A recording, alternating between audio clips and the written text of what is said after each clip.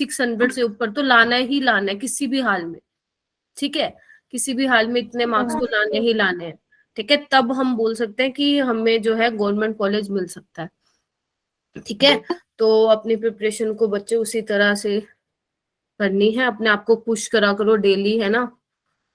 Okay, तो ठीक है, करें क्या स्टार्ट? मुझे नहीं लगता और स्टूडेंट्स आएंगे। जिया यहाँ नहीं आती है, सिर्फ फिजिक्स में आती है। दिव्या, महक, जोया, श्वेता, तान्या, गुड इवनिंग महक। जिया की तबीयत खराब चल रही है, वो आज फिजिक्स में भी आई थी बहुत टाइम बाद, सर भी डांट रहे थे। अच्छा अच्छा अच्छा, अब पता नहीं इसमें आएगी कि नहीं आएगी, श्योर नहीं हूँ मैं। बच्चे, एक तो ऑर्गेनिक चल रही है ना, और बच्चे नहीं आते हैं तो और ज्यादा वो होता है। चलो, थोड़ा बहुत हमारा न्यूक्लियोफिलिक सब्स्टिट्यूशन रह गया था, उसको कवर कर लेते हैं, ठीक है। चलो, कितना हो गया था बेटा?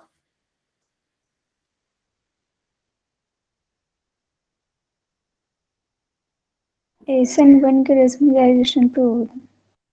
अच्छा, ओके, तो SN1 में क्या मिलता है तुम मुझे बताओगे क्या? रेसमाइजेशन मिलता है या इन्वर्जन ऑफ कॉन्फ़िगरेशन या रिटेंशन ऑफ कॉन्फ़िगरेशन, क्या रहता है बताना जरा, बताओ बताओ। रेशनलाइजेशन। ठीक है, अच्छा, वैसे तो मैं बोलूंगी वहां पे इन्वर्जन ऑफ कॉन्फ़िगरेशन भी होता है और तुम्हारा रिटेंशन ऑफ कॉन्फ़िगरेशन भी होता है, ठीक है। लेकिन अगर आपसे कोई पूछ ले कि इन्वर्जन ऑफ कॉन्फ़िगरेशन 100% मिलता है या 100% रिटेंशन मिलती है, या इन्वर्जन वाला प्रोडक्ट जो है तुम्हें थोड़ा ज्यादा मिलता है, तो मैंने तुम्हें बताया था कि इन्वर्जन वाला प्रोडक्ट जो है वो थोड़ा ज्यादा मिलता है। वैसे तो जब भी आपको कोई टीचर पढ़ाएगा तो हमेशा वो यही बोलेगा कि 50% इनेंशियोमर मिलेंगे और जो होल मिक्सचर होगा वो आपका रेसमिक मिक्सचर होगा, है ना। लेकिन एक्चुअल में क्या होता है बच्चा, थोड़ा सा जो इन्वर्जन वाला प्रोडक्ट होता है, इन्वर्टेड प्रोडक्ट होता है, वो थोड़ा ज्यादा मिलता है एज कंपेयर टू रिटेंशन। ये अभी रिसेंटली जो है आपके नीट में पूछा गया था, समझ रहे हो, ये वाला मैंने बता दिया था। Yes ma'am. तो यहाँ पे लिख लो, लिख लो, in actual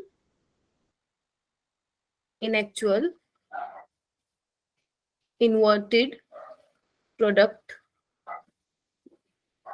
is more than retention of configuration, retention of configuration, ठीक है। हाँ जी, जितने भी यहाँ पे अभी स्टूडेंट्स हो, 10 स्टूडेंट्स है ना, आपकी 8:30 पे क्लास होगी ग्रुप 4 और 5 के साथ, ठीक है। We will discuss elimination reaction over there, ठीक है। तो 10 स्टूडेंट्स ओके में मैम। अगर एक भी नहीं आया ना, तो फिर मैं दोबारा नहीं कराऊंगी एलिमिनेशन, एंड देन आप मुझे ये एक्सक्यूज नहीं देंगे कि मैम आपने हमें एलिमिनेशन रिएक्शन नहीं करवाया। तो आप समझ सकते हो आपकी एक्स्ट्रा क्लास है ना। वैसे आओगे, मुझे पता है आओगे तुम सारे, ओके मैम। ठीक है। चलो, ये वाला लिख लिया कि इन्वर्जन वाला प्रोडक्ट जो है रिटेंशन ऑफ कॉन्फ़िगरेशन से थोड़ा सा ज्यादा मिलता है, ठीक है। ओके, अगर मैं बात करूं SN2 की, तो SN2 में मैंने बताया था कि 100% आपको जो है बच्चा इन्वर्टेड प्रोडक्ट मिलता है, उसमें कुछ सोचने की बात नहीं है। जो न्यूक्लियोफाइल आएगा वो बैक साइड से ही अटैक करेगा और आपको 100% इन्वर्टेड प्रोडक्ट ही मिलेगा, ठीक है। क्लियर है? Yes ma'am. ओके, उसके बाद उससे पहले और क्या कराया था मैंने, हाँ, पोलर प्रोटिक और पोलर एप्रोटिक सॉल्वेंट का पता चल गया था कि SN1 रिएक्शन में जो पोलर प्रोटिक सॉल्वेंट होते हैं वो एक्सेलरेट करते हैं SN1 को। पोलर प्रोटिक सॉल्वेंट कौन से होते हैं? जैसे वाटर, अल्कोहल, एसिड, ये सारे तुम्हारे पोलर प्रोटिक सॉल्वेंट होते हैं। पोलर एप्रोटिक सॉल्वेंट अगर तुम्हें मिल जाए तो समझ जाना वहां पे SN2 रिएक्शन हो रही है। अगर आप कंफ्यूज हो, सपोज सेकेंडरी हैलाइड है आपके पास, तो मैंने आपको बताया था कि सेकेंडरी वाले के केस में जो है SN1 भी पॉसिबल है और SN2 भी पॉसिबल है, ठीक है। फिर आप पहचानोगे कैसे? आप पहचानोगे अगर वहां पे आपको सॉल्वेंट दे रखा है पोलर एप्रोटिक, देन आपके माइंड में स्ट्राइक करना चाहिए कि मैम ने बताया था कि polar aprotic solvent accelerate the SN2 reaction, तो आप SN2 वाले को टिक मार्क करके आएंगे। पोलर प्रोटिक है तो डेफिनेटली 101% वो जो रिएक्शन है वो SN1 पाथवे से हो रही होगी। क्लियर है? क्यों ऐसा हो रहा था? क्योंकि पोलर प्रोटिक सॉल्वेंट बच्चा आपके अनायन और केटायन वाले पार्ट को दोनों को ट्रैप कर लेता है, लाइक दिस आपको स्क्रीन में शो हो रहा होगा। लेकिन जो पोलर ए प्रोटिक सॉल्वेंट है वो सिर्फ केटायन वाले पार्ट को ही क्या कर सकता है? ट्रैप कर सकता है, उसी के साथ इंटरेक्ट कर सकता है। नेगेटिव वाले पार्ट के साथ वो ट्रैप नहीं करता, बिकॉज एच नहीं है उसके पास, है ना। तो जिसकी वजह से जो आपका न्यूक्लियोफाइल होता है वो फ्री होता है, और जो आपका SN2 में है वो न्यूक्लियोफाइल ही अटैक करता है। जबकि SN1 में अगर पोलर प्रोटिक सॉल्वेंट है लाइक वाटर, तो न्यूक्लियोफाइल से पहले वही जाके क्या कर जाएगा? अटैक कर देगा कार्बोकेटायन वाले पार्ट पे। कितना क्लियर हुआ? बताओ। Yes ma'am. है ना? Yes ma'am. अच्छा, उसके अलावा पोलर एप्रोटिक के एग्जाम्पल बहुत इंपॉर्टेंट थे, मैंने आपको लिखवाया था, कहाँ गए? ये रहे, DMSO। याद रखना है इसको याद रखना है, धीरे धीरे याद हो जाएगा जैसे क्वेश्चन की प्रैक्टिस करोगे ना, अभी मैं करवाऊंगी भी। DMSO क्या है? डाइमिथाइल सल्फोक्साइड है। नाम याद रहे ठीक है, नहीं याद रहे तो इनकी शक्लें जो ये DMSO DMF ये याद रहना चाहिए, क्योंकि एग्जामिनर क्या है स्ट्रक्चर बना के नहीं देता, डायरेक्ट लिख के देता है DMSO DMF एसीटोन। तो इन तीनों के अलावा जो है आपको कुछ नहीं मिलेगा। अगर SN2 रिएक्शन हुई तो इन तीनों में से ही आपको कोई सॉल्वेंट वहां पे लिखा हुआ मिल जाएगा। ठीक है, चलो। इसके अलावा हाँ जी बोलो, कोई कुछ कह रहा है? मैम ओके मैम कह रहे थे। अच्छा ठीक है, ओके चलो। अच्छा, उसके अलावा क्या बोलते हैं, एक सेकंड रुको, मैं एक बार देख लेती हूँ कुछ रहा तो नहीं गया ना तुम्हारा। ओके ठीक है। हाँ, और एक चीज और ध्यान रखेंगे बच्चे, अगर आपका रिएक्शन में जैसे सपोज आप, चलो मैं एग्जांपल लेके देती हूँ मान लो तुम्हारे पास ये है CH3 C2H5 H, और यहाँ पे ले लेते हैं हम क्या ले लें Br ले लेते हैं, है ना। अभी यहाँ पे क्या करा रहे हैं हम? न्यूक्लियोफाइल का अटैक करा रहे हैं, ठीक है। तो एक काम करते हैं, अगर मैं बोलूं पहले स्टेप में Br नेगेटिव जा रहा है, आपको कुछ समझा रही हूं मैं, यहाँ से ध्यान से समझना मैं क्या बोल रही हूँ। पहले स्टेप में Br नेगेटिव जो है बाहर चला गया, ठीक है। तो क्या बनेगा? कार्बोकेटाइन बनेगा। अब देखो ये सेकेंडरी कार्बोकेटाइन बन रहा है, हाँ या ना। और सेकेंडरी कार्बोकेटाइन में बेसिकली अगर आपके पास सेकेंडरी एलाइड है तो वहां पे वो SN1 पाथवे से भी जा सकता है और SN2 पाथवे से भी जा सकता है, ठीक है। फिर वो एग्जामिनर आपको कुछ डेफिनेटली हिंट दे के रखेगा कि कहाँ से जाएगी, ठीक है। अभी के लिए मैंने मान लिया कि ये SN1 पाथवे से जाएगी, क्लियर है। तो आपको पता है SN1 पाथवे में क्या होता है? लॉस ऑफ लिविंग ग्रुप, है ना, लॉस ऑफ लिविंग ग्रुप होता है, ठीक है। तो जैसे ही बच्चे यहाँ पे कार्बोकेटाइन बनेगा, अगर आपने मेरी वो वाली एक्स्ट्रा क्लास अटेंड की थी जो मैंने सैटरडे को ली थी मॉर्निंग 7 AM, तो मैंने कहा था जब भी आपका कार्बोकेटाइन बनता है जो कि प्लेनर होता है sp2, वहां पे आप स्टीरियो केमिस्ट्री डिफाइन नहीं करते हैं, हाँ या ना। स्टीरियो केमिस्ट्री का क्या मतलब है? कि वहां पे आप सारे बोन्ड जो है प्लेन में दिखाते हैं, किसी को ऐसे नहीं दिखाते कोई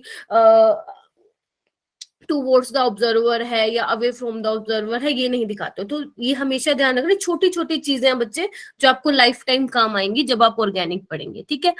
तो ठीक है, कार्बोकेटाइन बन गया, मतलब यहाँ पे हम स्टीरियो केमिस्ट्री नहीं दिखाएंगे, ठीक है। अच्छा, अभी क्या करेगा? यहाँ पे न्यूक्लियोफाइल अटैक करेगा। सपोज वाटर ही आ रहा है, सपोज वाटर आ रहा है। अभी क्या है, अगर आपको याद हो कि सिस्टम कैसा है बच्चा? प्लेनर है। सिस्टम कैसा है? प्लेनर है। और मैंने कहा था कि प्लेनर में ना स्टीरिक हिंड्रेंस नहीं होती है, तो जो आपका न्यूक्लियोफाइल है वाटर फ्रंट साइड से भी अटैक कर सकता है, वो बैक साइड से भी अटैक कर सकता है, हाँ या ना। तो अगर मान लो सपोज उसने अटैक किया फ्रंट साइड से, ठीक है, मतलब बेसिकली अगर मैं बोलूं यहाँ था ना Br, या मैं एक काम करूँ समझाने के लिए ना तुम्हें ऐसे लिखती हूँ ताकि तुम्हें समझ आ जाए अभी। चलो, यानी कि उसने अटैक किया फ्रंट साइड से और H आ गया यहाँ पे, ठीक है।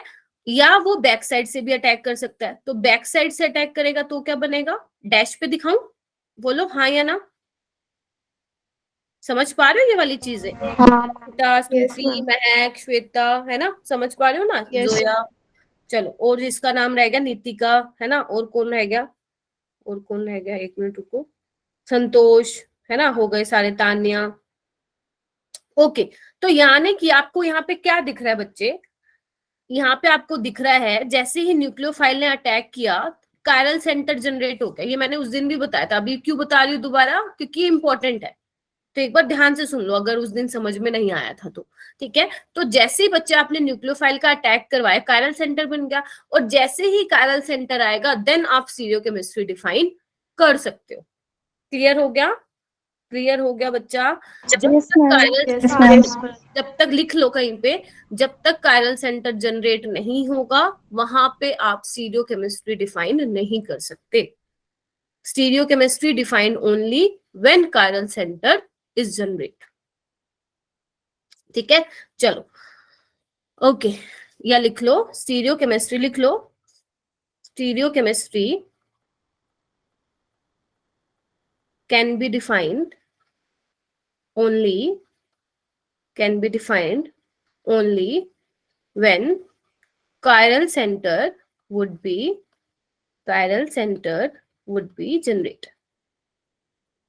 generate in product। समझ गए क्या लिख रही हूँ? Yes, ma'am. चलो Yes, ma'am. अच्छा, अभी आपको यहाँ पे क्या दिख रहा है कि ये वाला देखो, यहाँ पे बी आर क्या था, टूवर्ड्स द ऑब्जर्वर है। यहाँ पे OH भी क्या है, टूवर्ड्स, यानी कि जहां से लिविंग ग्रुप गया वहीं पे OH आके लग गया। तो ये क्या है, retention of configuration. Retention of configuration मतलब जहां से गया वहीं पे आके लग गया। ठीक है, ओके। ये क्या है, यहाँ पे देखो BR क्या था, टूवर्ड्स द ऑब्जर्वर। OH कहाँ आया, उसके अपोजिट साइड आया, यानी कि इन्वर्जन ऑफ कॉन्फिगरेशन। हाँ या ना? Yes, ma'am. अगर आप इसका आर निकालेंगे, ओ सॉरी, अगर आप इसका RS नोमेनक्लेचर निकालेंगे तो सपोज अगर ये आर आता है तो ये ऐसा आएगा। अगर ये आर आता है तो ये ऐसा आएगा। निकाल सकते हो RS नोमेनक्लेचर, बताया था मैंने। कैसे बताया था? इसको फर्स्ट नंबर, इसको सेकंड, थर्ड एंड फोर्थ कैसे दोगे? 1 2 3 4 क्लॉकवाइज है, आर होगा।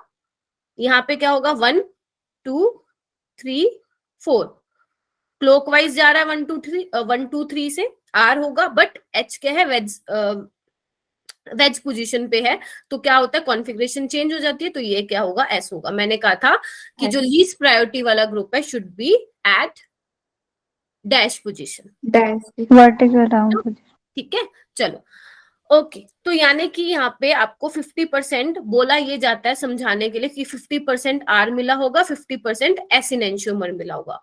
ठीक है, दोनों इनेंशियोमर होंगे, मिरर इमेजेस होंगी, तो 50-50% मिलेगा और पूरा मिक्सचर रेसमिक मिक्सचर होगा वही। लेकिन एक्चुअल में क्या होता है, आपका इन्वर्टेड वाला प्रोडक्ट जो है वो थोड़ा सा ज्यादा मिलता है, क्योंकि वैसे तो प्लेनर सिस्टम में फ्रंट साइड से आते वक्त हिंड्रेंस नहीं होती है, लेकिन फिर भी बैक साइड से अटैक करना ज्यादा इजी रहता है as compare to front side attack, इसलिए थोड़ा सा ज्यादा मिलता है। क्लियर हो गया सबको? अभी क्वेश्चन करें क्या? Yes. चलो Yes, ma'am. क्वेश्चन करते हैं हम, जो भी थोड़ा बहुत रह गया होगा वो हम क्वेश्चन में क्लियर कर लेंगे। ठीक है, चलो चलो अभी तुम भी प्रैक्टिस करना। ठीक है, अपनी नोटबुक ओपन कर लो। फर्स्ट क्वेश्चन तुम्हारे सामने है ना? फर्स्ट क्वेश्चन तुम्हारे सामने है। वो कह रहे हैं कि ये C6H5 CH double bond CHCH3, जब इसकी रिएक्शन आप HBr के साथ कराएंगे तो क्या प्रोडक्ट मिलेगा? ट्राई कीजिए, जल्दी करो ट्राई, और मुझे बताओ कि क्या, आंसर मत बताना, ठीक है? चैट बॉक्स में आंसर नहीं बताना मुझे, जस्ट आप हैंड रेस करेंगे, गलत सही जो भी जैसा भी आता है करो ट्राई इसको, है ना? तभी मैंने तुम्हारी क्लास 8:30 पे रखी है, क्योंकि इस क्लास में हम जो सीखा है अब तक हेलोएल्केन एंड हेलोअरीन को उस पे क्वेश्चंस पे अप्लाई करेंगे, क्योंकि जब तक क्वेश्चन नहीं करोगे कोई फायदा नहीं है मेरे पढ़ाने का। चलो हो जाओ शुरू, स्टार्ट कर दिया?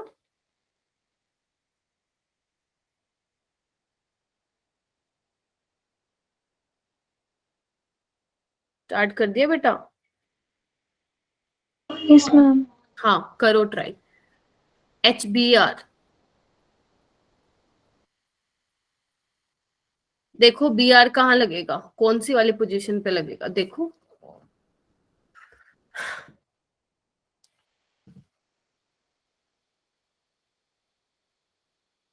पेपर में इतना टाइम नहीं लगना, जैसे अभी लगा रहे हो ना इतना टाइम। डी आ रहा है। डी होगा। डी, ओके, तो तुम कह रहे हो डी। ये वैसे यहाँ पे जो डी पे ये लगा हुआ है ना मार्क, चलो कोई बात नहीं, मुझे बता दो कैसा हुआ बेटा। पहले ही पता चल गया था, वो तो आपने जल्दी बोलने के लिए बोला इसलिए बोल दिया मैंने। नहीं नहीं, आया कैसे?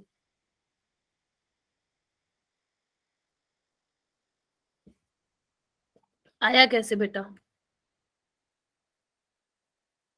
Ma'am negative part more number of hydrogen group पे लगते हैं ना, और पॉजिटिव लेसर नंबर पे। हाँ ये मैंने मान लिया, तुम यहाँ पे मार्कोनिकोव रूल लगा रहे हो, राइट? Yes ma'am. अच्छा ठीक है, मार्कोनिकोव रूल लगा तो रहे हो, ओके। बट लेकिन यहाँ पे भी एक एच है, यहाँ पे भी एक एच है, डिसाइड कैसे किया कि कहाँ जाएगा बी आर? ये कैसे डिसाइड किया कि बी आर यहाँ जाएगा? इसको पूरा ओपन किया आप लोगों ने? बहुत बड़ी गलती कर रहे हो बच्चा आप। मैं हमेशा बोलती हूँ कि जो ये मार्कोनिकोव रूल है, जो एंटी मार्कोनिकोव रूल है, बिल्कुल ही बकवास रूल है। मैंने मैम मेरा सी आ रहा है। किसका सी आ रहा है? जोया का? मैम मेरा। Yes ma'am. कैसे आया बेटा? मैम कैसे? मैंने जब रिएक्शन करी ना, तो हाँ मैम वो बेंजाइलिक कार्बोकटायन वेरी आ गुड, गए थे मैम। शाबाश, प्राउड ऑफ यू। मैंने तुम्हें हाइड्रोकार्बन कराते वक्त भी बच्चा बताया था कि Markovnikov rule, anti Markovnikov rule सही है, बढ़िया है, लेकिन जब क्वेश्चंस ऐसे आते हैं ना जैसे यहाँ पे है, तो वहां पे प्लीज कार्बोकेटाइन बना के देखा करो, क्योंकि मार्कोनिकोव रूल कुछ नहीं है, कार्बोकेटाइन ही है बस, है ना? आपको जस्ट उसमें स्टेबिलिटी चेक करनी है कार्बोकेटाइन की। अभी आपके पास दो ऑप्शन है, या तो आप बॉन्ड को ऐसे ब्रेक करोगे या बॉन्ड को ऐसे ब्रेक करोगे, या ए साइड ब्रेक करोगे या बी साइड ब्रेक करोगे। अगर ए साइड ब्रेक करोगे तो पॉजिटिव चार्ज आएगा यहाँ पे, which is your benzylic carbocation, more stable due to resonance, हाँ या ना? तो बी आर कहाँ पे लगेगा? इसी वाली पोजीशन पे लगेगा। तो जो आपका ऑप्शन नंबर सी है बच्चे, वही करेक्ट होगा। बताया था क्लास में बेटा। आप लोग यहाँ पे कैसे लगा सकते हो? यहाँ पे कुछ तो रीजन होगा ना, कुछ तो आपने अप्रोच की लगाई होगी कि यहाँ पे कैसे आएगा। तो मुझे थोड़ा वो बताओ कि यहाँ पे क्या सोच के लगाया तुमने बी आर इस वाली पोजीशन पे?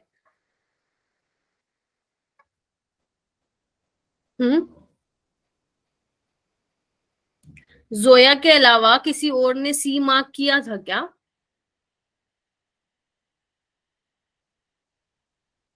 चलो ठीक है, नहीं बताओ। ये वाला करो, हैंड रेज करना है जैसे अभी बताया ना। द हाइड्रोलिसिस रिएक्शन, इधर देखो, the hydrolysis reaction takes place in at the slowest rate. तो आपको बच्चे ये चार ऑप्शन दे रखे हैं, आपको ये बताना है कि इनमें से कौन सी रिएक्शन का सबसे स्लोएस्ट रेट है। तो पहले तो मुझे ये बताओ, सोलो हाइड्रोलिसिस बोल दो या सोलोलिसिस रिएक्शन कौन देता है, SN1 या SN2? बताओ। मैंने बताया था आपको क्लास में, याद करो। हाँ जी, कौन बताएगा? अर्शिता। हाइड्रोलिसिस रिएक्शन SN1 वाले देते हैं या SN2 वाले? SN1। वेरी गुड, तुक्का नहीं मारना अर्शिता, SN1 ही देता है, ठीक है? Yes ma'am. ठीक है, तुक्का नहीं मारना। चलो अब जल्दी से मुझे ये बताओ, सबसे स्लोवेस्ट रेट किसका होगा बेटा? सारा मैंने पढ़ा दिया बच्चे, आपको सिर्फ जो मेरा पढ़ाया हुआ है वो क्वेश्चन पे अप्लाई करना है। फिर बोल रही हूँ, ऑर्गेनिक इजी आती है पेपर में, नीट में, लेकिन आपने पढ़ रखा हो, ऐसा नहीं कि बिना पढ़े समझ जाओगे कि भाई इजी आता है, मैम ने कहा था पढ़ के नहीं जाते, है ना? ऐसा नहीं करना है। चलो ट्राई करो, ट्राई करो बेटा। समझ में आ रही है कैसे रिएक्शंस करनी है? समझ में आ रहा है आपको? OH नेगेटिव का बेसिकली अटैक करवा रहे हैं वो, और Cl को बाहर निकाल रहे हैं। तो आपको ये बताना है कि किस केस में जो Cl है बहुत डिफिकल्टी से बाहर निकलेगा। बताओ, बोलो जी बोलो, आई एम वेटिंग।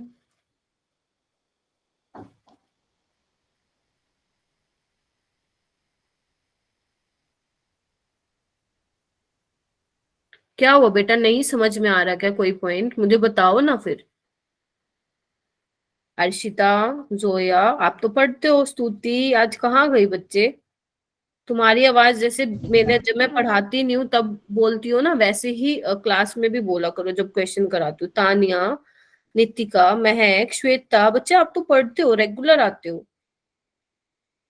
जोया, संतोष भी आते हैं। कहाँ गलती हो रही है, कहाँ क्या समझ में नहीं आ रहा, मुझे बताओगे जरा। मैम मैं ट्राई करूँ? हाँ दिव्या, हाँ बोलो बेटा। मैम हाँ जी हाँ जी बोलो ना। मैम मुझे ए लग रहा है क्योंकि उस पे मिथाइल लगा हुआ है। शाबाश, हाँ बोलो, बिल्कुल सही जा रही हो, बोलो और थोड़ा सा यूज करो, और थोड़ा सा माइंड में क्या आ रहा है अप्रोच करो, और अप्रोच सही है, थोड़ा और ट्राई करो बच्चे। मिथाइल लगा हुआ है, फिर क्या होगा उससे Divya. Ma'am hindrance create methyl होगी ना? हाँ जी हाँ जी, एक बार दिव्या को बोलने देते हैं अर्शिता, फिर आपसे पूछते हैं। हाँ दिव्या बोलो। मैम हिंड्रेंस क्रिएट होगी ना मिथाइल के कारण, क्योंकि वो इलेक्ट्रॉन नहीं, डोनेटिंग। हाँ हाँ इलेक्ट्रॉन डोनेटिंग है, ये भी सही बोला तुमने। इसको इसकी आगे जो भी क्या बोलते हैं, यस जितना मैम। दिव्या ने बताया, इसको आगे कौन कंप्लीट करेगा, अर्शिता। मैम इसका प्लस साइड इफेक्ट होता है। हाँ वेरी गुड, फिर उससे क्या होगा। आंसर बिल्कुल ठीक है तुम दोनों का, Archita and Divya. Ma'am lone pair है कार्बन और क्लोरीन की। वेरी गुड, मतलब जोया ये बोलना चाह रही है, वैसे तो देखो CH3 वाला ठीक है, बट अगर मान लो यहाँ पे CH3 नहीं होता तो भी आपका आंसर ए ही होता। रीजन याद आ रहा है, क्योंकि क्लोरीन के पास क्या है, इलेक्ट्रॉन है, रेजोनेंस में जाएंगे, और CCl में क्या हो जाएगा, पार्शियल डबल बॉन्ड करेक्टर आ जाएगा। तो OH जब नेगेटिव एज अ न्यूक्लियोफाइल बच्चा अटैक करेगा, तो डबल बॉन्ड आपको पता है स्ट्रोंग होता है, तो उसको उस पे अटैक करना इट्स क्वाइट डिफिकल्ट, है ना। तो ये इतनी जल्दी नहीं बन पाएगा। तो जो ए वाला ऑप्शन है बच्चा, वो ही क्या होगा, आपका करेक्ट आंसर होगा। सेकंड वाले में कोई हिंड्रेंस नहीं है, मजे से SN2 रिएक्शन होगी, है ना। थर्ड वाले के केस में क्या होगा, मतलब SN1 भी हो सकती है, SN2 से भी जा सकता है, कोई दिक्कत नहीं है। और इसमें क्या होगा, जो पॉजिटिव चार्ज है वो किस पे आ रहा है, एलाइलिक कार्बन पे आ रहा है। और मैंने आपको स्पेशली लिखवाया था कि एलाइलिक कार्बन स्टेबल होता है ड्यू टू रेजोनेंस, है ना। और यहाँ पे क्या बन रहा है, बेंजाइलिक कार्बोकेटाइन बन रहा है जब आप Cl को बाहर निकालोगे। समझ आ गया, बी क्यों नहीं हुआ, सी क्यों नहीं हुआ, डी क्यों नहीं हुआ, समझ में आ गया तुम सबको। Yes ma'am. चलो अभी यस ना मैम। नेक्स्ट वाला क्वेश्चन ट्राई करेंगे, है ना, और जल्दी जल्दी करना है, फिर हम क्लास, अभी कितने बजे हैं, 7 बजे है ना, अच्छा अभी तो टाइम है, कोई नहीं आराम से कर लो। चलो द कंपाउंड, चलो तुम खुद ही पढ़ो, पेपर में तो मैं लैंग्वेज नहीं समझाने आऊंगी ना, खुद ही पढ़ो, मैं रीड कर देती हूँ बस। The compound A on treatment with Na sodium gives B and with PCl5 gives C. B and C react together, give diethyl ether. A, B and C are in the order. Question समझ में आया, नहीं आया तो अपनी notebook में लिखो कि क्या क्या बोल रखा है, लिखो।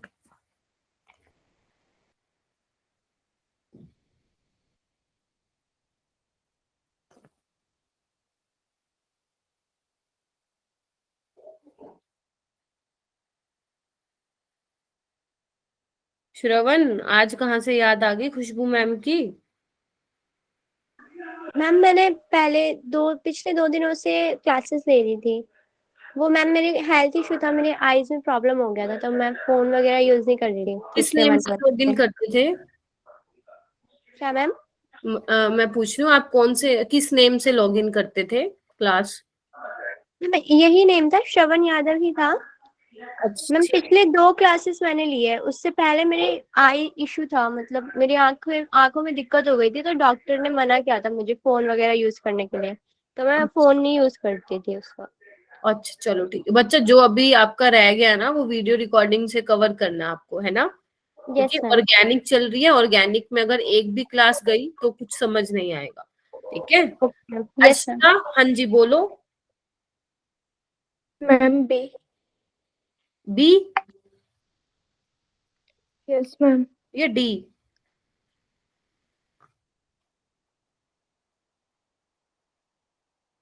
मैम बी लग रहा है। चलो बी देखते हैं कैसे लगाया आपने। इधर देखो क्या बोल रखा है, कोई ए है कंपाउंड, Na के साथ उसका ट्रीट करवा के आपको बी मिला, और ए की रिएक्शन आप PCl5 के साथ कराओगे बच्चा तो आपको सी मिलेगा, और बी प्लस सी मिलके क्या, एक सेकेंड, हाँ, बी प्लस सी मिलके क्या दे रहे हैं, डाई इथाइल ईथर दे रहे हैं। डाई इथाइल ईथर का क्या होता है स्ट्रक्चर, वैसे तो अभी ईथर मैंने पढ़ाया नहीं है, बट इतना पता होना चाहिए, डाई इथाइल ईथर ये होता है ना, ROR इज योर ईथर। बच्चे ना कंफ्यूज रहते हैं एस्टर और ईथर में, उनको फॉर्मूला ही नहीं पता होता कि एस्टर और ईथर में क्या डिफरेंस है, ठीक है, लेकिन आपको ऐसा नहीं करना है। हाँ, अभी देखो, अभी अर्शिता आपका आंसर चेंज होगा क्या, या वही रहने वाला है बी?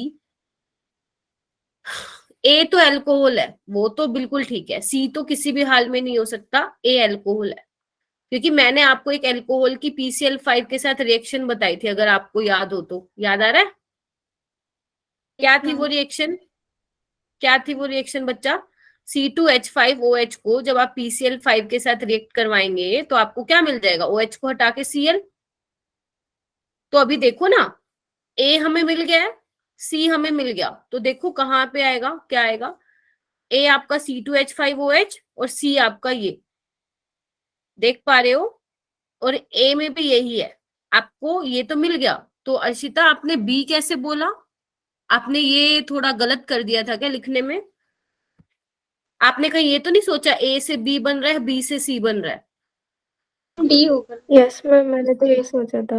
नहीं नहीं, देखो इधर क्वेश्चन को पढ़ो, इधर देखो बेटा सारे, the compound A on treatment with Na give B and with PCl5, यानी कि A से ही B भी बन रहा है और A से ही C भी बन रहा है, अलग अलग रिएजेंट को यूज करके, ठीक है, तो क्वेश्चन को ध्यान से पढ़ना है, ठीक है।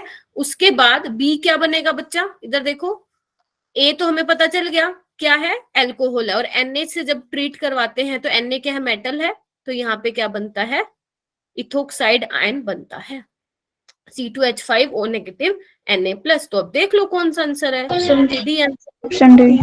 ठीक है। इन दोनों को करोगे तो आपको, वैसे तो ईथर की रिएक्शन हम ईथर में पढ़ेंगे, इन दोनों को कंबाइन करके आपको ईथर मिल जाएगा। वैसे तो ये इनको ईथर वाले चैप्टर में देना चाहिए था, बट कोई बात नहीं है। ये वाला क्वेश्चन करो, ये वाला NaCN वाला, ये पूछ रहे हैं कि जो ये रिएक्शन है, this reaction will be the fastest in, आपको बताना है। सी। सी। सी क्लियर है सबको? क्योंकि पहले तो ये बता रिएक्शन कौन सी है, ये SN2 है या SN1 है? Ma'am SN2। SN2। श्योर हो ना, SN2। कॉन्फिडेंस है ना? Yes ma'am. SN2 ma'am. क्योंकि प्राइमरी डिग्री है, और आपको पता है SN2 पोलर एप्रोटिक सॉल्वेंट जो है उसको एक्सेलरेट करते हैं। आगे आओ, इसमें बताओ ऊपर वाला सबसे, in an SN1 reaction on chiral center there is what, A B C D? A. D. D कौन बोला, D किसने बोला? ए आएगा। मैम ए। ए होगा A आएगा बच्चे, A आएगा, है ना? ए ऑप्शन लगा क्वेश्चन के साथ ही, इसलिए मैंने डायरेक्ट डी बोल दिया। नहीं नहीं नहीं नहीं, आगे चलो। Which of the following compounds which undergo racemization when solution of KOH hydrolysis? क्या बोल दिया? Which of the following compounds will undergo racemization? इनमें से कौन racemization में जाएगा? racemization में कब जाता है, जब वो SN1 पाथवे को फॉलो करता है। तो आप अब जल्दी से बता दो, जल्दी से बता दो कि क्या होगा आंसर। रेसमाइजेशन मैंने कहा था तभी होता है जब कायरल सेंटर जनरेट होता है ना? तो अब जल्दी से देखो किसमें कायरल सेंटर जनरेट हो रहा है, Cl को बाहर निकाल के देखो, या आप डायरेक्ट ऐसे भी देख सकते हैं, जिसमें कायरल सेंटर होगा वही रेसमाइजेशन करेगा। तो बस वही आपको चेक करना है, जल्दी बताओ।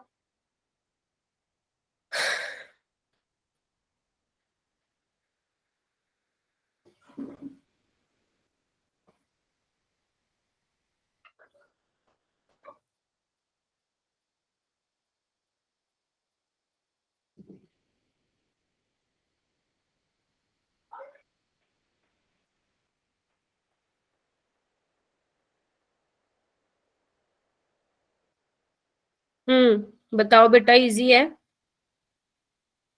Ma'am D. अच्छा, एक्चुअल में ना ये क्या है ना, ये क्वेश्चन में गड़बड़ है, ठीक है, नन ऑफ दीज आएगा इसका, क्योंकि इसमें सिर्फ फर्स्ट फोर्थ वाला तो वाला है। पढ़ा ना। नहीं, मैं बताती हूँ एक बार, क्योंकि इसमें Yes, फोर्थ ma'am. वाला है ना, सिर्फ यही कायरल सेंटर है, बाकी this is not chiral centre Smriti, क्योंकि यहाँ पे देखो ना 2 H है बच्चा, मैंने कहा था कार्बन पे Yes, 4 ma'am. डिफरेंट ग्रुप लगे होने चाहिए, ऐसे इसमें 2 मिथाइल मैम है, तो ये भी कायरल सेंटर नहीं है, काटा लगाओ। और वैसे भी यहाँ, एक मिनट रुको, यहाँ पे एक इंपॉर्टेंट कंसेप्ट है, एक मिनट दो मुझे, ये देखो यहाँ पे क्या होगा, आप यहाँ से बेसिकली कार्बोकेटाइन बनाओगे Cl को निकाल के, है ना, और आपको पता है this is not chiral centre, this is not chiral centre, तो इसको भी हटाओ, इसको भी हटाओ और इसको भी हटाओ, बच्चा सिर्फ ये, तो ऐसा कुछ ऑप्शन में नहीं है, तो इसका जो है ग्रेस मार्क्स मिला था, ठीक है, तो नन ऑफ दीज आएगा। ये वाले क्वेश्चन मैंने आपको मॉर्निंग वाली क्लास में ही करा दिए थे, जो मैंने आपको स्टीरियोकेमिस्ट्री और आरएस नोमेनक्लेचर वाला कंसेप्ट समझाया था, ठीक है, ध्यान आ रहे हैं, ये वाले क्वेश्चन करवाए थे मैंने, यस मैम। Yes, ma'am. तो ये For मैं दोबारा नहीं करवा रही, है ना। अभी ये वाला करेंगे हम, ये वाला क्वेश्चन, कंसिडर द रिएक्शन, ध्यान से देखो, बहुत बहुत इजी है बच्चा, अगर ध्यान से देखा ना कर दोगे इसको। ये 2 रिएक्शन है, और एक में जो है C2H5OH अटैक कर रहा है और एक में C2H5O नेगेटिव अटैक कर रहा है। आपसे पूछा है the mechanism of reaction 1 and 2 are respectively, पहले आपको 1 का बताना है, 2 का, फिर 2 का बताना है। रिस्पेक्टिवली का मतलब जैसे एग्जामिनर लिख देता है ना रिस्पेक्टिवली, तो समझ जाया करो पहले 1 का बताना है फिर 2 का बताना है, ठीक है। चलो बताओ 1 वाली कौन सी होगी और 2 वाली कौन सी होगी, सोच समझ के बताना, या दोनों ही सेम होगी। पहले तो देखो कौन से डिग्री कार्बोकेटाइन बन रहा है, क्या वहां पे SN1 होगी भी कि नहीं होगी, क्या कोई रीअरेंजमेंट तो नहीं हो रही है, सब चीजें देखनी है। कार्बोकेटाइन बनते ही आपको रीअरेंजमेंट भी देखनी होती है, बताया था मैंने।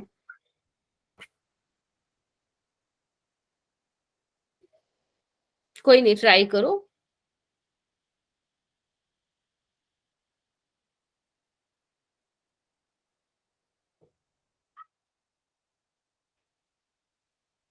करो बेटा।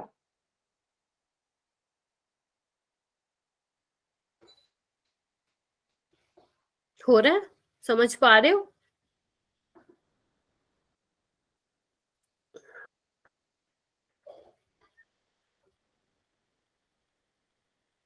नहीं आ रहा, स्ट्राइक कर रहा है कुछ मैम माइंड। फर्स्ट वाली सेंड टू हो गई। ओके चलो मान लेते हैं फर्स्ट वाली, रीजन बता दो बेटा बस अर्शिता, क्यों SN2 होगी, बताओ बताओ। तुम्हें सिर्फ कुछ नहीं देखना बच्चा, दोनों में देखो क्या लिखा हुआ है, CH2 क्या है, प्राइमरी कार्बन, और प्राइमरी कार्बन के साथ ही न्यूक्लियोफाइल आके लगा, कार्बोकेटाइन है ना। और आपको पता है अगर आप SN1 पाथवे से भी करवाते हो तो प्राइमरी कार्बोकेटाइन बनेगा विच इज नॉट स्टेबल, है ना।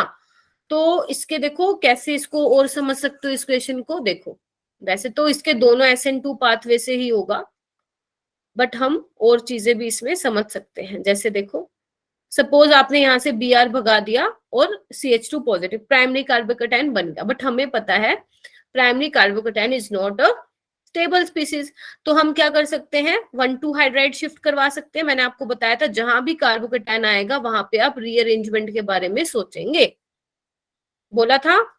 तो क्या होगा, यस मैम। तो यहाँ पे क्या होगा, ये वाला कार्बोकेटाइन बन जाएगा विच इज टर्शरी कार्बोकेटाइन। तो यानी कि आइडली अगर न्यूक्लियोफाइल आता है, सपोज ये वाला न्यूक्लियोफाइल है, तो ये यहाँ अटैक करना चाहिए ना, है ना, और आपको जो प्रोडक्ट बनेगा वो यही बनेगा मेजर प्रोडक्ट, O C2H5CH3, हाँ ये ना, क्या यही बनने वाला है मेजर प्रोडक्ट। लेकिन हमें जो प्रोडक्ट दे रखा है वो ऐसा नहीं है, प्रोडक्ट में प्राइमरी कार्बन के साथ ही बेसिकली OC2H5 दे रखा है। इट मींस इन्होंने यहाँ पे रीअरेंजमेंट नहीं करवाई है, रीअरेंजमेंट नहीं करवाई है, फिर तो बच्चे यहाँ पे सिर्फ SN2 ही पॉसिबल है, क्योंकि primary carbocation is not a stable species, primary, ठीक है, समझ गए। SN2 आपको पता है प्राइमरी में सबसे ज्यादा फास्ट होता है, देन सेकेंडरी में, देन टर्शरी में, तो ये दोनों ही जो 1 और 2 है कौन से पाथवे से जाएंगी बताओ, SN2 सबको क्लियर हो गया, SN2 क्लियर हो गया। हाँ जी, रोया, कृतिका, स्तुति, Yes, ma'am. Yes. महक, Yes. Yes, ma'am. Yes okay, ma'am. Santosh, Shravan, ठीक है। उसके बाद बच्चे ये वाला करो।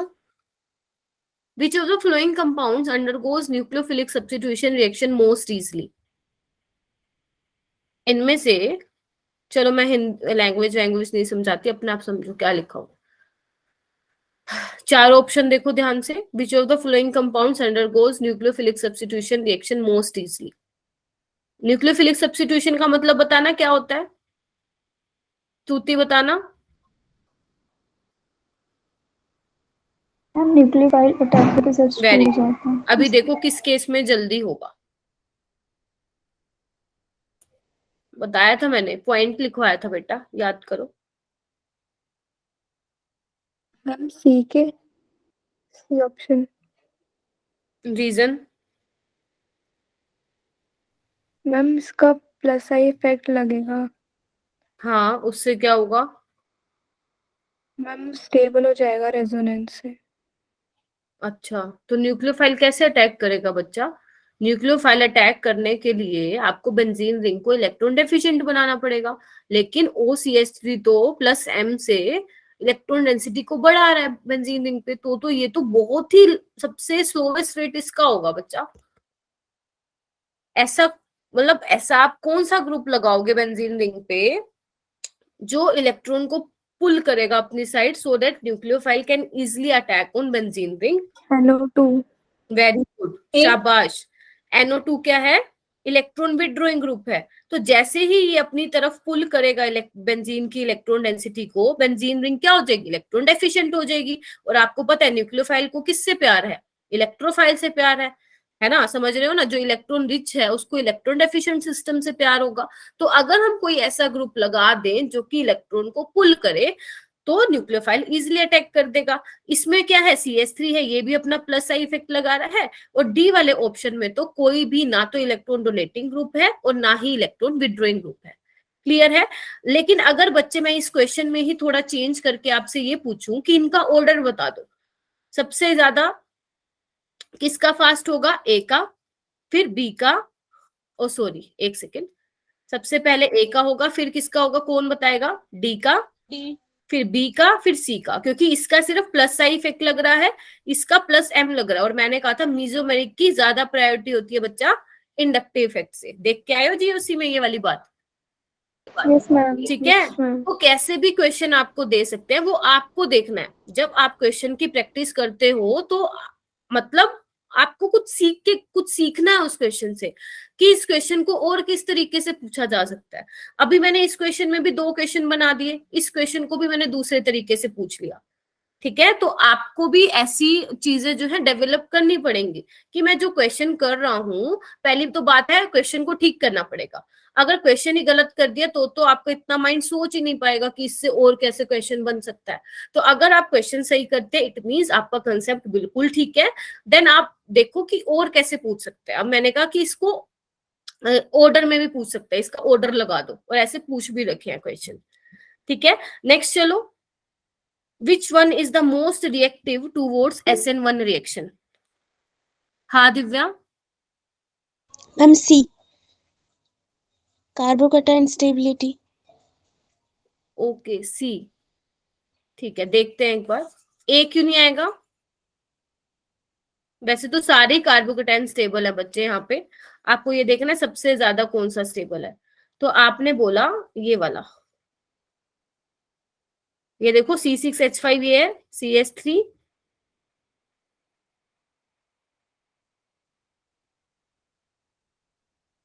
यही होगा। समझ रहे हो? बनाने भी आना चाहिए स्ट्रक्चर।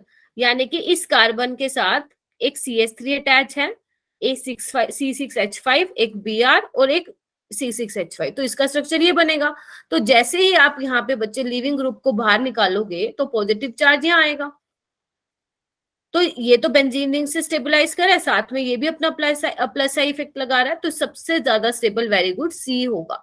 जबकि फर्स्ट वाले केस में क्या है बच्चा?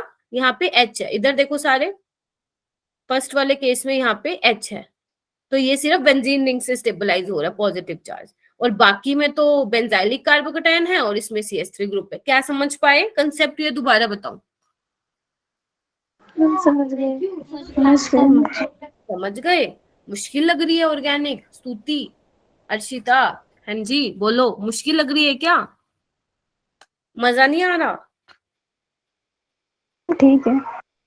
जब तुम एग्जाम में अपीयर होगे ना, नीट वाले एग्जाम में, जब तुम घर आओगे पेपर देख के, तो तुम बोलोगे मैम ऑर्गेनिक तो अच्छी आई हुई थी, काश हम पढ़ लिए होते, इजी आई थी। तो मैं नहीं चाहती कि आप ये वाली लाइन आके मुझे बोले, है ना। आप लोग पढ़ के जाएंगे ऑर्गेनिक। मैं बोल रही हूँ, मैं मेरी तरफ से कहीं कमी नहीं छोड़ूंगी ऑर्गेनिक में। जितना मुझसे हो सकता है मेहनत करूंगी, बट आपको भी करनी है ना। अभी क्या होता है ना बच्चे, रियलिटी बताऊं तो मैंने तुम्हारे नीट के एग्जाम की, तो 75% पेपर इजी होता है, इजी रहता है, और 20% आपका मीडियम रहता है, और 5% बच्चा डिफिकल्ट रहता है। और जो, अगर आप डिफिकल्ट का मतलब क्या है, डिफिकल्ट का मतलब क्या है, जो ये स्टूडेंट्स के 720 आउट ऑफ 720 आते हैं, या किसी के 720 आउट ऑफ 710 आते हैं, 720 में से 705 आते हैं, तो जो ये डिफरेंस आ रहा है थोड़ा बहुत बच्चे, इसी 5% की वजह से आ रहा है। अगर बच्चे ने मेहनत की है 1-2 साल, तो ये तो वो कहीं पे अपने मार्क्स नहीं कटवाएगा इसमें से। सुन रहे हो मेरी बात? 75% पेपर इजी होता है। इजी का क्या मतलब है, अगर आपने प्रॉपर क्लास अटेंड की है, प्रॉपर क्वेश्चन सोल्व कर रहे हैं, तो ये 75% आपसे कोई भी नहीं ले सकता है। समझ गए मेरी बात? और अगर मैं केमिस्ट्री की बात करूँ ना, केमिस्ट्री में अराउंड लगा लो 15 क्वेश्चन रहते हैं इनऑर्गेनिक के, 15 फिजिकल के, और 15 उसके क्या नाम है, ऑर्गेनिक के। थोड़ा एक दो इधर उधर हो सकते हैं। और ये माना जाता है कि नीट में फिजिकल केमिस्ट्री का पोर्शन थोड़ा सा लिटिल बिट डिफिकल्ट आता है as compare to inorganic and organic. ठीक है, तो कहीं आप लोग ये सोचो कि ऑर्गेनिक बहुत मुश्किल है, मैं फिजिकल और इनऑर्गेनिक करके जाऊंगी, तो वहां से काम नहीं चलने वाला बेटा, क्योंकि फिजिकल का थोड़ा सा मुश्किल आता है as compare to both these two. ठीक है, तो ऑर्गेनिक अगर सोचने का कोई सोच भी रहा है तो बहुत बुरा फंसेगा वो। ठीक है, मैम बट फिजिकल तो एनसीईआरटी से हो जाती है, इन ऑर्गेनिक में तो टफ ही लगता है। इन या इनऑर्गेनिक या ऑर्गेनिक बच्चा? Ma'am inorganic. देखो, अगर आप सोच रहे हो फिजिकल एनसीईआरटी से आती है, तो ऐसा नहीं है। मतलब पूरा एनसीईआरटी बेस्ड रहता है आपका पेपर नीट का, वो कोई दिक्कत नहीं है, बट फिजिकल में थोड़ा अलग लेवल के क्वेश्चन आते हैं। इनऑर्गेनिक डिट्टो का डिट्टो कॉपी पेस्ट आता है एनसीईआरटी में से, जो तुम्हारे एनसीईआरटी की लाइन है और लाइंस है, एंड जो तुम्हारे इंटेक्स्ट और एक्सरसाइज के क्वेश्चन है। और ऑर्गेनिक क्या, ऑर्गेनिक का भी अब एनसीईआरटी बेस आने लग गया। मैं कह रही हूँ ना, लेवल थोड़ा डाउन हुआ है, वो इसी वजह से हुआ है क्योंकि सारा का सारा एनसीईआरटी में से डालने लग गया है। तो अगर किसी स्टूडेंट को लगता है मैं मेरा तो बहुत ही वीक है ऑर्गेनिक, तो आपको कुछ नहीं करना, सिर्फ एनसीईआरटी पढ़ जाओ और उसके सारे इंटेक्स्ट क्वेश्चन और सारे एक्सरसाइज के क्वेश्चन कम से कम ये तो कर लो। बाकी जो क्लास में एक्स्ट्रा कराती हूँ वो तो देखो करना ही पड़ेगा। Okay ma'am. Okay ma'am. ये अच्छा, ये क्या? Okay ma'am. हाँ, ये वाला क्वेश्चन करो। कौन से वाला? ऊपर वाला। The correct order of increasing reactivity of CX bond towards nucleophile in the following compounds। वही है सेम, अभी मैंने बताया था। किस केस में CX बॉन्ड को ब्रेक करना डिफिकल्ट होगा? अभी क्या है, ऑर्डर पूछ लिया आपसे, बताओ।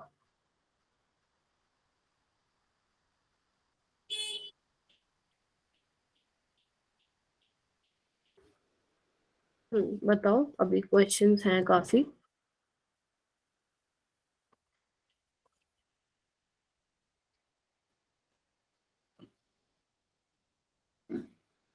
CX bond towards nucleophile, बताओ कौन से ऑर्डर क्या रहेगा? आपको बेसिकली ये क्लीव करवाना है CX का बॉन्ड, तो देख लो सबसे ज्यादा डिफिकल्ट किस में रहने वाला है और या सबसे इजी किस में रहने वाला है। ऑप्शन को देखो, ऑप्शन से अच्छा खासा हिंट मिलेगा तुम्हें। यानी कि देखो, या तो फोर्थ वाला होगा पहले, या थर्ड वाला होगा, या सेकंड वाला, देख के बताओ मुझे।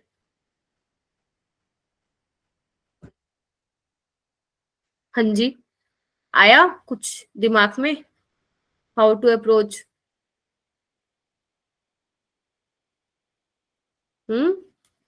C. ऑप्शन डी लग रहा है।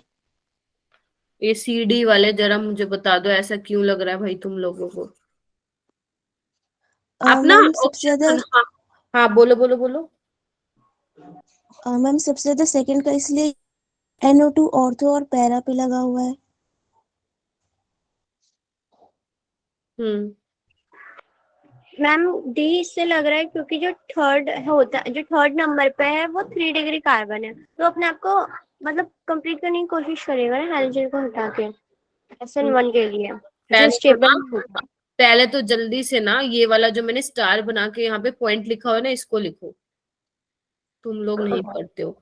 Aliphatic compounds are more reactive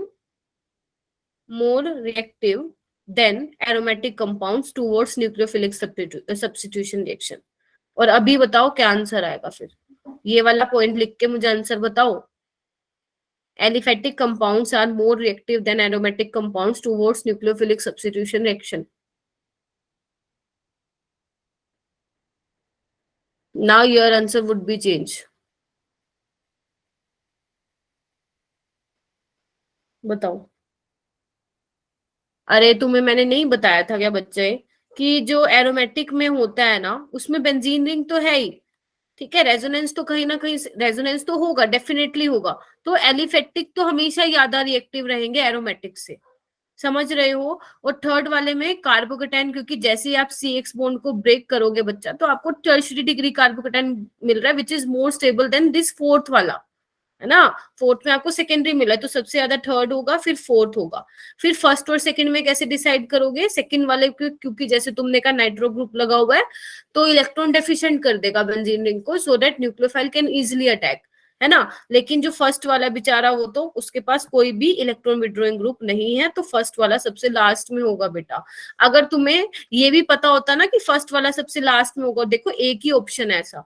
अगर तुम्हें ये भी नहीं पता, सिर्फ ये वाला पॉइंट भी पता होता ना कि aliphatic compounds are more reactive, तो भी आप थर्ड वाला लगाते ही आंसर मार्क कर देते। क्यों नहीं करते हो आप ये लोग चीजें? बताओ बच्चे। मैं अब एक बार बताओ, अभी तो मैंने चलो तुम्हें दिखवा दिया, इसका मतलब जो मैं प्रीवियस क्लासेस में तुम्हें पढ़ा चुकी हूँ वो तो तुम्हारा साफ है। इट मीन्स रिवीजन नहीं करते हो तुम बिल्कुल भी। ये वाले दोनों मैंने करा दिए थे बेटा वो सुबह वाली क्लास में, है ना। आपको एक में R कॉन्फ़िगरेशन बतानी है, ठीक है, जो प्लेन पोलराइज लाइट को रोटेट नहीं करता, हालांकि वो कायरल है, तो वो वाले कौन से कंपाउंड्स होते हैं बच्चा? मीजो कंपाउंड्स होते हैं।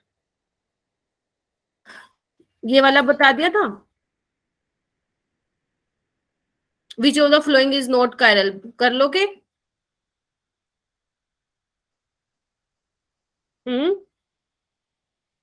नहीं कर पाओगे Yes, क्या? ma'am. कौन सा आएगा इसका आंसर Yes, बताना। ma'am. Which of the following is not chiral, कौन सा ऑप्शन था? मैं भूल गई हूँ, तुम याद दिलाओ मुझे।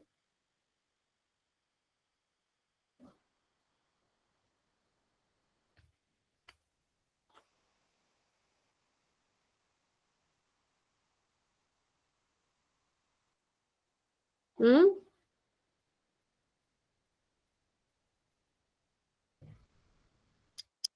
किसने अटेंड की थी मेरी वो मॉर्निंग वाली क्लास?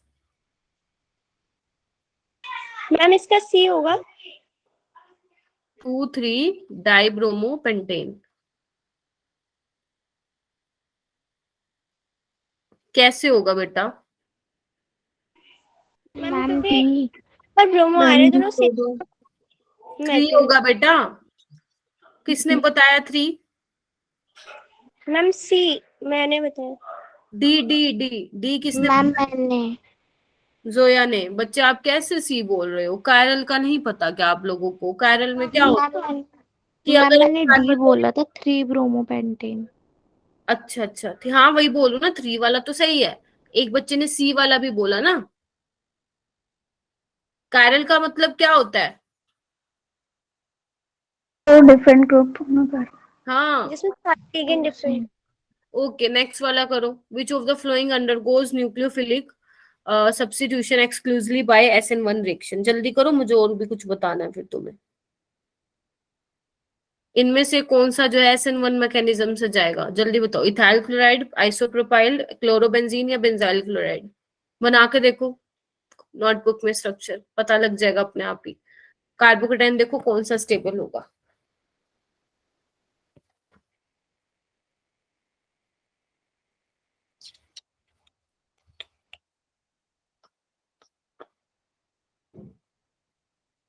आज पीयूष भी नहीं आया है क्लास में।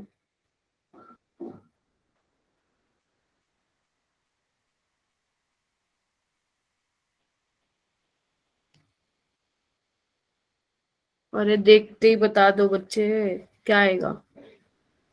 कौन से वाला लगाऊं, जल्दी बताओ।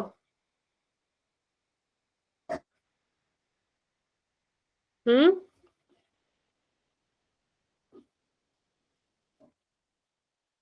बी। स्ट्रक्चर आते हैं बनाने, पहले तो ये देखो।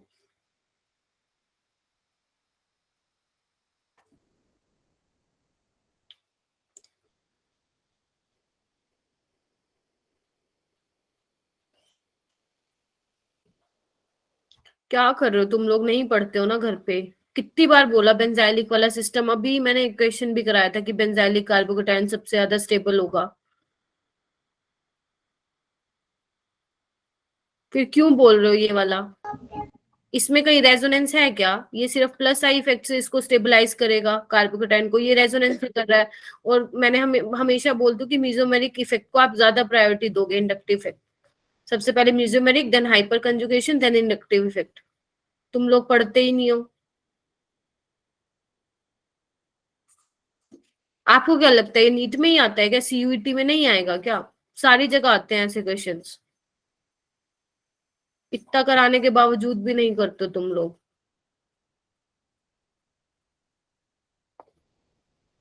ये वाला करो, ये वाला मैंने करा दिया था जब मैंने एक्स्ट्रा क्लास ली थी। इसको करो solve. Which of the following is least reactive in a nucleophilic substitution reaction?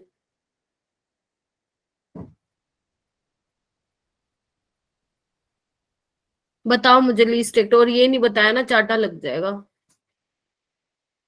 बताओ इसको।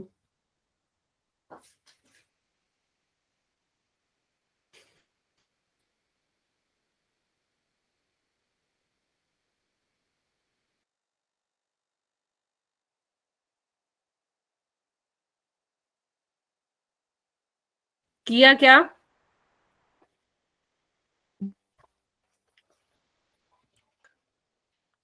ये तो बता दो, नोटबुक वगैरह ओपन कर रखी है या नहीं कर रखी है तुम लोगों ने?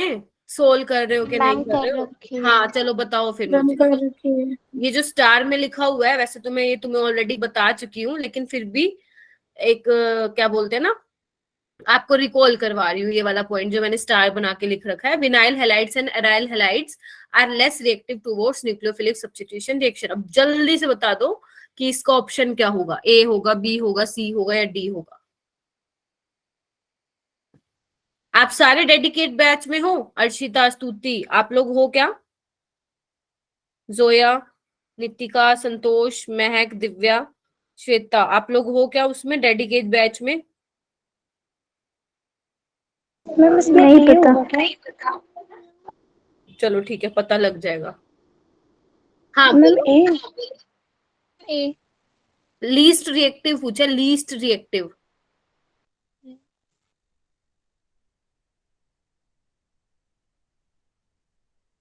मैम मैम ऊपर सी। वाला बता रही थी। हाँ जी। मैम अरे सी ऑप्शन। यहाँ पे कार्बोकेटाइन बनाना है एक बार। कार्बोकेटाइन बनाओ सब में, जल्दी बनाओ। सब में Cl को बाहर निकाल कर कार्बोकेटाइन बनाओ।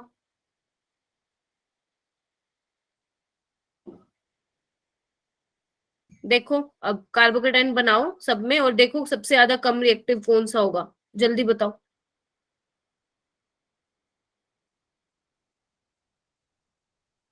हे भगवान, इधर देखो तुम। डी में तो रेजोनेंस होगा ना। हाँ वेरी गुड।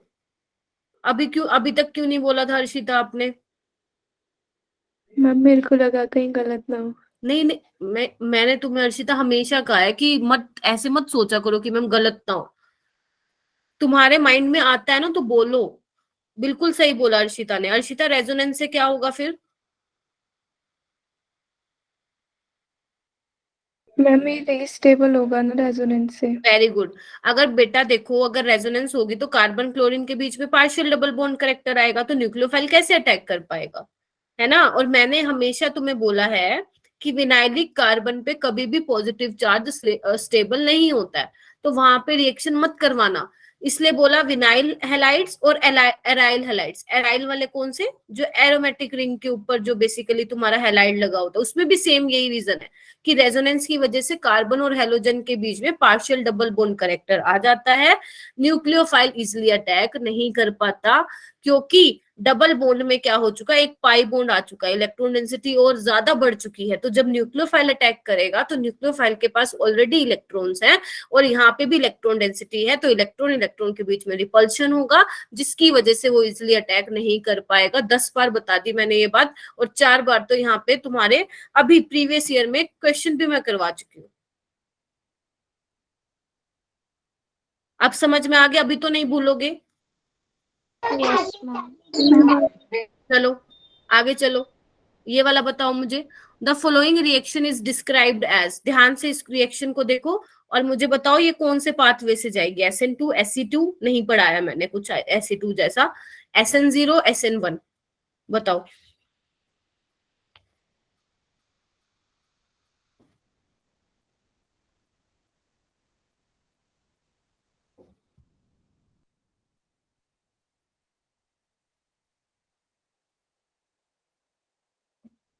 बताओ।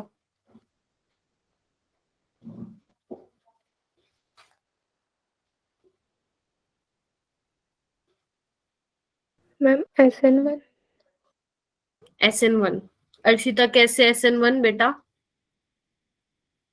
मैम इसमें inversion of configuration.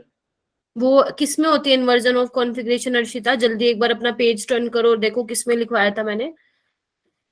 Inversion of configuration किस में होती है? SN2। SN2 में अर्शिता, सिंपल में 100% होती है। है ना। SN2 अगर यहाँ पे मान लो ये वाला प्रोडक्ट भी लिखा मिलता ना हमें, एक मिनट रुको मैं बनाती हूँ। यहाँ पे अगर ये वाला प्रोडक्ट भी लिखा मिलता ना CS3, और जो ये ग्रुप लिखा हुआ है ऐसे ही लिख लेना उसको एज इट इज, और यहाँ पे HOH, तब आप बोलते हैं SN1, क्योंकि आपको इन्वर्टेड प्रोडक्ट भी मिल रहा है, रिटेंटेड प्रोडक्ट भी मिल रहा है, बट इन्होंने ऐसा कुछ भी नहीं दिया। तो ये किससे होगा बच्चा? SN2 से होगा। क्लियर है सबको ये वाला क्वेश्चन? Yes ma'am. ओके। अभी ये ऊपर वाला मैंने करा दिया था, नीचे वाला करो। ये देखो फिर वही आ गया। अगर अब तुम लोगों ने गलत बताया ना फिर देखना मैं गुस्सा हो जाऊंगी। Replacement of chlorine of chlorobenzene to give phenol under drastic condition, but chlorine of 2,4-dinitrochlorobenzene is readily replaced. Reason बताओ। क्वेश्चन समझ में आया या समझाऊं दोबारा? जब आप क्लोरोबेंजीन लेते हो तब आप ये रिएक्शन इजिली नहीं करा पाते हो, लेकिन आप इसकी जगह ये ले लेते हो और यहाँ पे नाइट्रो ग्रुप लगा देते हो, तो ये जो है Cl की जगह OH इजिली आ जाता है। तो आपको रीजन बताना है क्यों होता है ऐसा।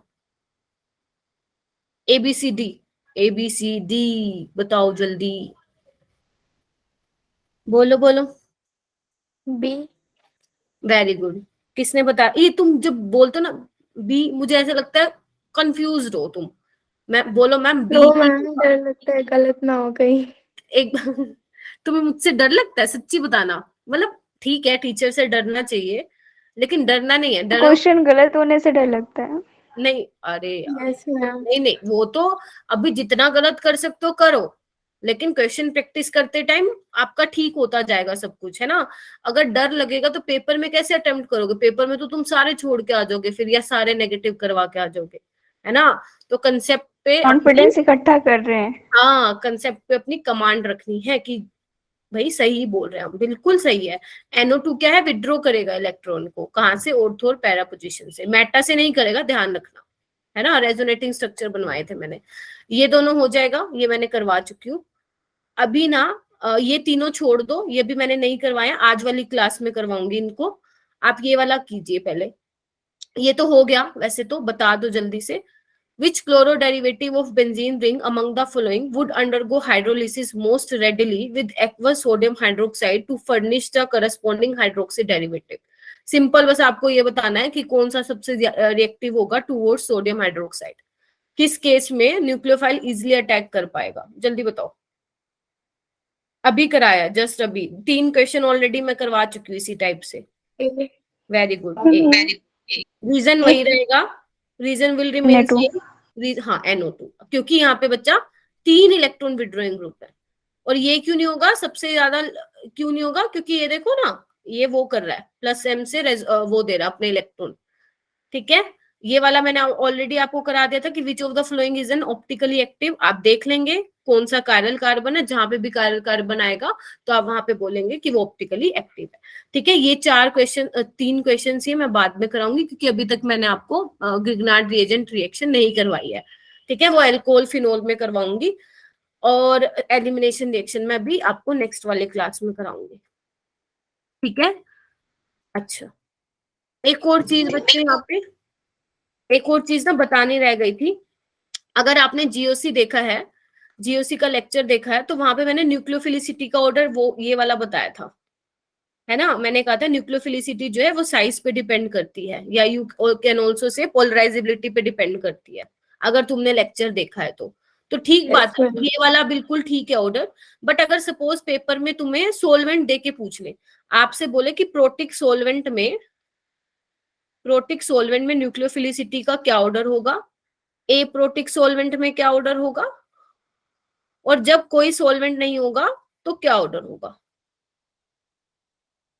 तो ध्यान रखना बच्चे, प्रोटिक सोलवेंट में क्या होता है, वाटर है सपोज, तो ये वाटर क्या करेगा, सपोज F है, तो आपको पता है फ्लोरीन तो बहुत अच्छा हाइड्रोजन बॉन्ड बनाता है ना। तो अगर वाटर होगा तो क्या होगा, देखो इधर इस तरह से हाइड्रोजन बॉन्डिंग होगी, चारों तरफ जो है वाटर के मॉलिक्यूल जो है इसको क्या करेंगे बच्चा, ट्रैप कर लेंगे, हाँ या ना। Yes ma'am. है ना। तो अब मुझे ये बताओ, प्रोटिक सॉल्वेंट में वाटर सबसे अच्छी हाइड्रोजन बॉन्डिंग किसके साथ करेगा, फ्लोरीन के साथ, क्लोरीन के साथ, ब्रोमीन के साथ, या आयोडीन के साथ।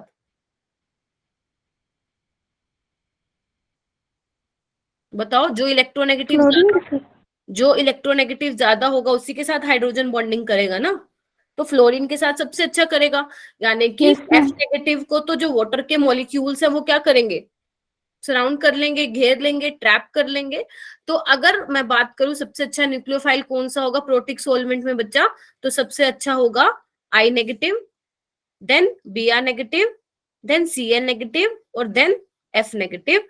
तो ये रहने वाला है तुम्हारा न्यूक्लियोफिलिसिटी का order in case of polar protic solvent, क्योंकि वाटर I नेगेटिव को इतने अच्छे से ट्रैप नहीं कर पाएगा, तो वो इजिली अवेलेबल होगा अपने इलेक्ट्रॉन को डोनेट करने में। ठीक है, और अगर मैं बात करूं बेसिसिटी का, तो न्यूक्लियोफिलिसिटी के बिल्कुल अपोजिट ऑर्डर होगा बेसिसिटी का। ठीक है, ए प्रोटिक सॉल्वेंट में क्या होगा, ए प्रोटिक सॉल्वेंट में तुम्हें पता है वाटर नहीं होगा, और अगर वाटर नहीं होगा तो फिर ट्रैप भी क्या ही करेगा वो अच्छे से। तो ए प्रोटिक सॉल्वेंट में यही ऑर्डर रहेगा, फ्लोरीन, क्लोरीन, ब्रोमीन और आयोडीन। ठीक है, यही रहेगा न्यूक्लियोफिलिसिटी का ऑर्डर। और लिख लो, ये मैंने लिखवाया नहीं है, अपने आप लिख लो। और बेसिसिटी का ऑर्डर रहेगा इसके बिल्कुल अपोजिट। लिखो इसको, फिर नो सॉल्वेंट वाला बताती हूँ, जल्दी लिख लो इसको। मैम हो गया।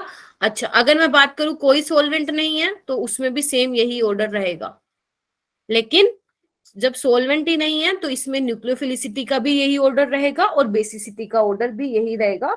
तो ये तीनों केस हैं, आपको याद रखने हैं। लिख लो इसको, नो सॉल्वेंट, जब कोई सॉल्वेंट नहीं होगा तो बेसिसिटी और न्यूक्लियोफिलिसिटी का सेम ऑर्डर रहेगा। लिख लिया? Yes ma'am. ओके, तो आज का लेक्चर हेल्पफुल लगा क्या, थोड़ी चीजें क्लियर हुई? Yes ma'am. Yes ma'am. अच्छा जी, चलो।